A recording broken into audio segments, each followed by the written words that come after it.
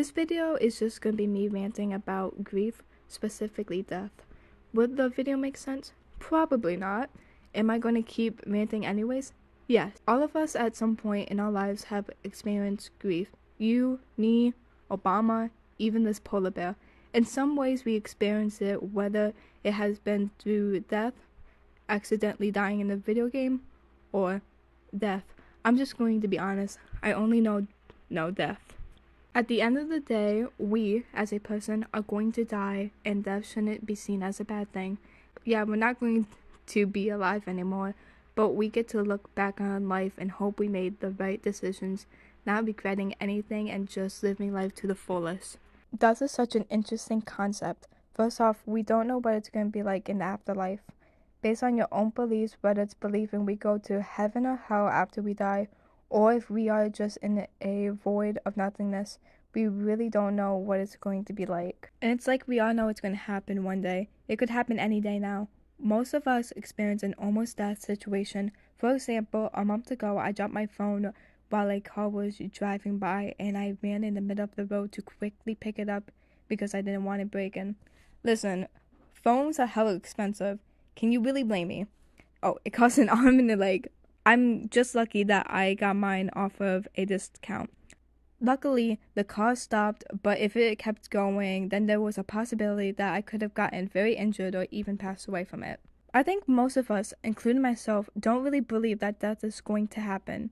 We usually think that it will happen when we get very old or if we get a terminal disease. But some of us don't make it that long.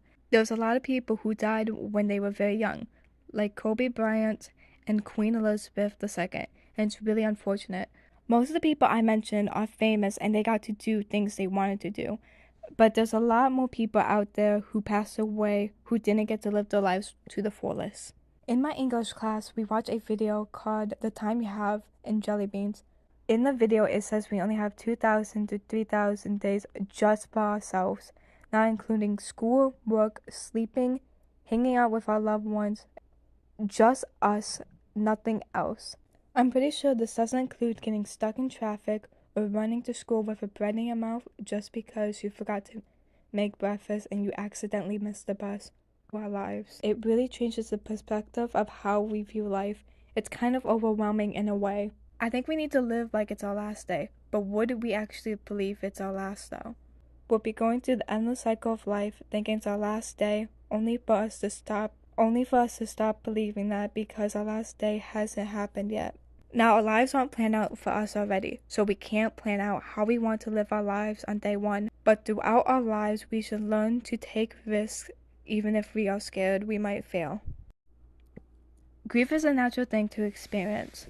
It comes down to the fact that some, if not most of us, kind of push back grief or try to get rid of grief. This could include ignoring it or using drugs or alcohol to make it better. It's because we aren't used to feeling grief and we think that sadness is a bad thing when it could turn into something beautiful, like showing our emotions isn't bad. Well, the acceptance part at the end, and if we learn to grieve and move on, we get used to it.